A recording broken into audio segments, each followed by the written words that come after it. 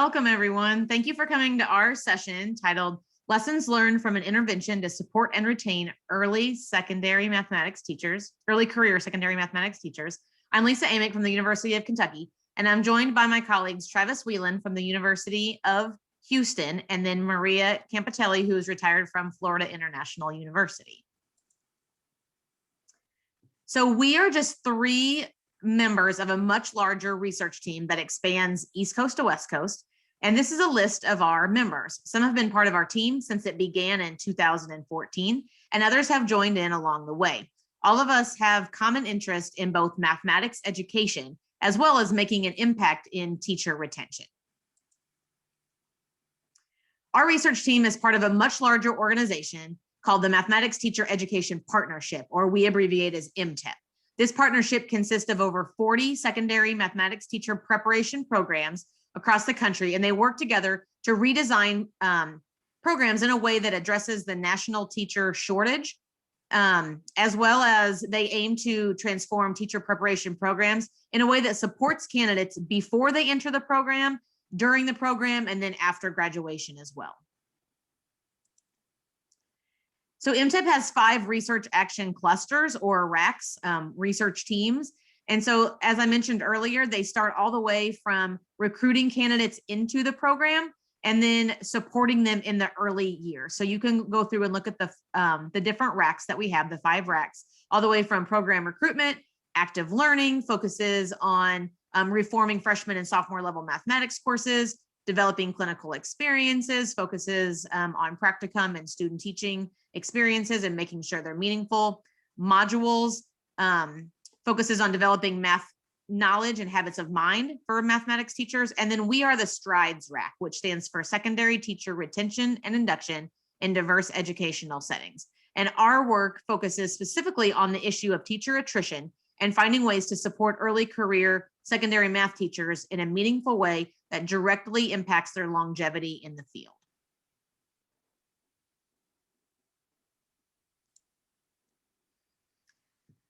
So we've all heard that stat that half of all teachers quit in the first 5 years, and that stat is a bit outdated at this point, but the issue of teacher attrition is still a current issue, and it's often worse in high poverty schools and then also in the STEM subject areas. So the main focus of STRIDES is to create a sustainable and cohesive system of professional support beginning in the pre-service years and continuing into the early years of the profession, and the goal being to retain high quality secondary math teachers in the field. So our work began back in 2014, as I mentioned, when a team of researchers came together to begin the conversation about teacher attrition. So after a semester of conversation and research, a survey was designed to find out why early career secondary math teachers are leaving the field. Some topics on the survey included contextual information, perceived support systems, job satisfaction, most impactful learning experiences, and then perceived longevity in the field. We administered that survey in 2015 and 16, and we were able to get 141 matched pair responses. We then spent 2017 analyzing that data.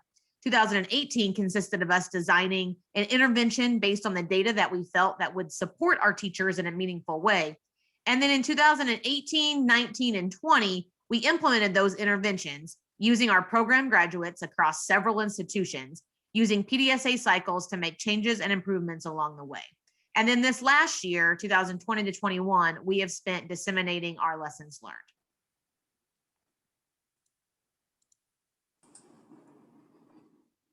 Okay, so I'm going to take over and talk a little bit about the findings and then how we designed an intervention based on the findings. So from our survey, some of the key findings that we had was that teachers benefit most from on-site mentors or colleagues. And also that support was linked to their job satisfaction and their kind of projected longevity in the field. We also found that teachers really wanted resources, and those resources varied widely in terms of more time, more financial support, and also things along the lines of curriculum materials and support in implementation in classrooms. So based on these findings, we tried to come up with an intervention that would try to address these kind of key results.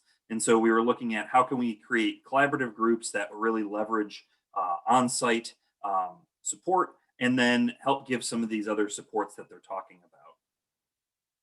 So the way that we tried to frame this was we were really looking at ways to kind of pull teachers together. So one of the common themes in research is talking about novice teachers feeling isolated in the field. And so we really wanted to look at this as essentially a community of practice that we were developing to support these teachers and to allow them to network and draw upon one another. And doing this in an online virtual setting so that we could have it occur over many state lines across many different programs that are part of our research action cluster. So there's kind of three main features of a community of practice that we incorporated into this. A domain of interest, so we're talking about the teaching of mathematics. A community, in this case, being novice teachers of mathematics and more experienced teachers of mathematics. And then the shared practice, of course, would be the actual teaching of mathematics. And so with those ideas in mind, what we looked at was to, number one, try to strengthen the mentor-mentee relationship through monthly communications. We also targeted specific discussion topics as a way of doing that. So we would give them sort of very brief kind of discussions to have together to try to strengthen those bonds. And then we also provided online synchronous meetings to try to help build that professional community across the year. This was also designed in a way such that ideally it was not going to overburden participants in terms of the time requirements. So we tried to make it so that it would basically take no more than an hour or two every month and could be done with no funding.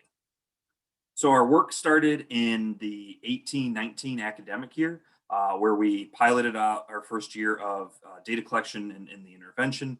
Over the summer of 19, we analyzed that, revised the intervention, and then carried out another intervention 19-20. This past year, we chose not to run the intervention due to feedback that we're getting from teachers and just a general sense of being overwhelmed with the situation. And so we decided to step back in the case of the pandemic.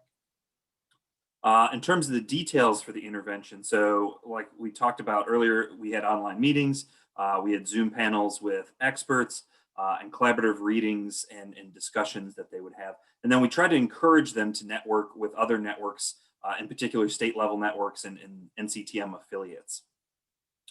Here's just a brief list of some of the monthly targeted interventions that we had that we won't really go into in detail in here. And these are some of the things that they did each of the months. And I'm going to talk a little bit about the intervention participants. We recruited new teachers from 5 different states, all of them in different positions, different subject taught in grades 6 through 12. The districts varied from urban districts to very small rural area schools. The first year we had 7 teachers that volunteered to participate. Year 2, we have 15 teachers registered to participate. And we created a Facebook group with the idea of helping the teachers to do some networking. And it was a good beginning, but after September, the second semester, it dwindled down, and the teachers were not as engaged as they were at the beginning of the school year. After the winter break, we only have 1 participant that liked it, and it was mostly the researchers that were actively engaged in the posting. We did have 2 Zoom teacher panels, and they were very productive, even though the number of participants was small, and the 2 different Zoom meetings have different participants in terms of the panel teachers and the new teachers. All the participants mentioned that it had been very useful to have the opportunity to share ideas, to see what other teachers were doing in different states and different school settings. Let's talk a little bit about the lesson learned. It was very difficult to recruit participants from program graduates. We might consider in the future, if we decide to continue doing this type of intervention, to try to recruit from local districts rather than looking only at our alumni. The participation in interventions from the ones that had registered was not very high, and the lack of activity in the Facebook group was a disappointment, but it's like a lesson learned. And we know that maybe we should have used a different social media platform. The participant and the mentor relationship was inconsistent. And it could be because we didn't structure specific activities for the participants to do together with the mentor teachers. And at any rate, a lot of our participants mentioned that they didn't have a very good, stable relationship with the mentors. So what's next? MTEP 2.0 and our next steps. MTEP 2.0 began in 2020, and it's all about the network improvement communities at the local levels.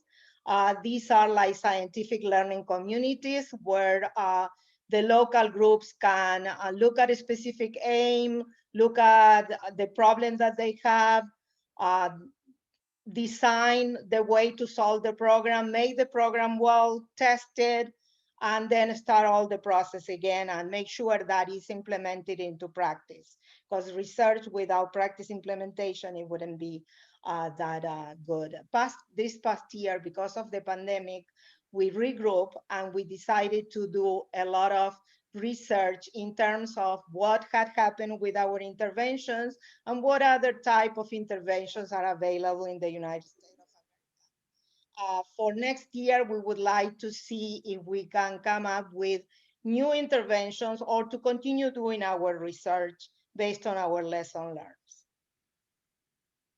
So these are our references, and this is the end of our session. And we thank you so much for watching our recorded session. We encourage you to come to our live session at PMENA. Reach out to any of the three of us if you are interested in our work with the STRIDES Research Action Cluster or with the MTEP organization, or if you have any interest at all in supporting early career secondary math teachers and making an impact in teacher retention. So thank you again.